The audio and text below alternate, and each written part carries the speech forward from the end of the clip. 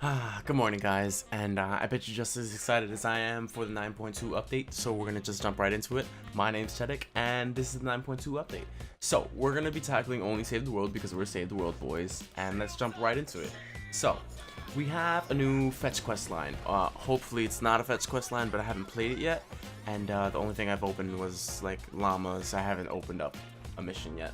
So, the new quest line will be called the Beyond the Stellar Horizon. We joined the VSS Gallant as they take flight once more. Basically, we do a bunch of fetch quests, we got a new mythic hero, and forget all about it. Or maybe there's some plot, but I don't know. I doubt it. It sounds like just kind of... It sounds fun, but that's about it. I'm just expecting fetch quests, so I'm kind of sad about it. We have a new Wargames Simulation. It's called Invasion. A UFO invades the sky above your storm shield, blasting your defenses and beaming down some unwanted company. So basically, we will get straight up destroyed by a floating plastic plate, and then they're gonna throw some husks at us, which is cool. You know, it's all right, but it's okay.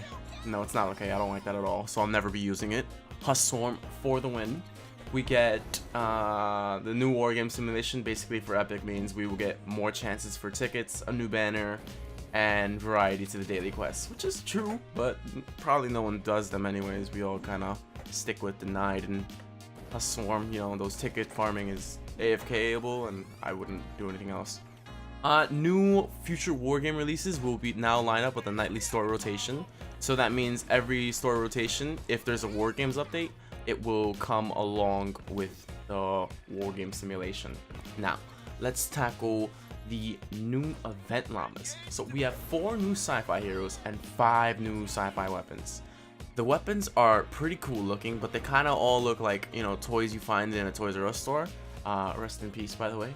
But yeah, that's it. I'll show you the weapons later. Well, if you luckier enough around it, you would have seen it in the footage in the background. A few of them. I know I got the pistol in the beginning, which is pretty nice.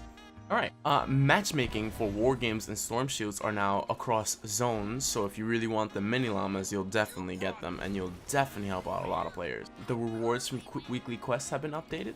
Upon completing a weekly quest, you will be rewarded for 500 summer tickets and one other selectable reward, being gold, reperk, or perk up, based on your progression in the main quest line. So that means SSD progression.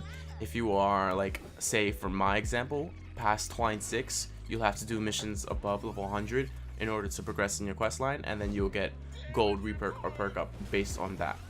So, and also the amount of gold and perk materials awarded are increased. A bunch of bug fixes across the board, like Wargames matchmaking, Trapped Out Wargames challenge properly restores traps when the simulation is concluded, so that's pretty nice. You know, if I would kind of imagine players playing Trapped Out and then coming back in and all the traps are gone, I would lose my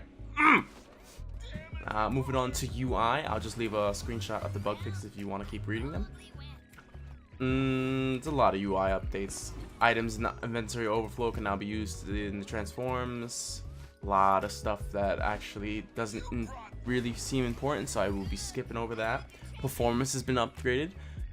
Transform menu performance, which is cool because no one uses that anymore.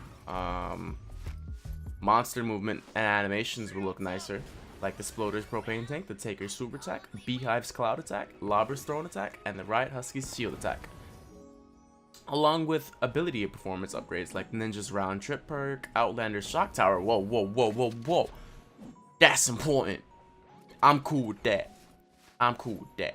We got the Outlander's phase shift also getting some performance updates, and the other two don't matter because no one uses Going Constructor and no one uses Lefty and Righty. So screw those, you know. The new heroes with their all new perks, which I could cover now, and you know what, I will.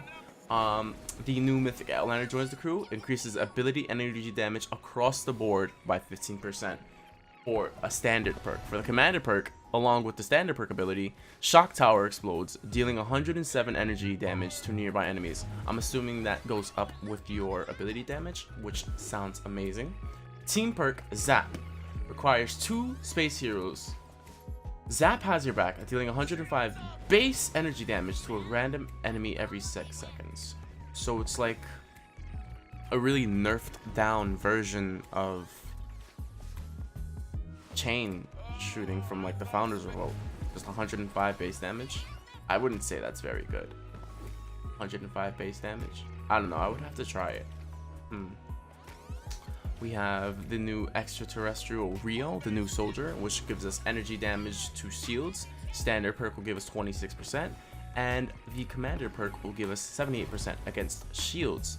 So I'm assuming against shielders, and there must be a new enemy, but that wouldn't be very useful. Because if you're gonna fight a shielder, you could just throw a grenade at it, and then it would just blow up, and then you don't have to deal with it anymore. I wouldn't just start shooting it with our weapons. That sounds pretty annoying. The new robot constructor, EDEE. The standard protect must protect, which will increase our melee weapon energy damage by 32% of current shield to damage. So it's basically an additive. And then the commander perk will give us, instead of 32%, 3 times as much, 96% of current shield's damage.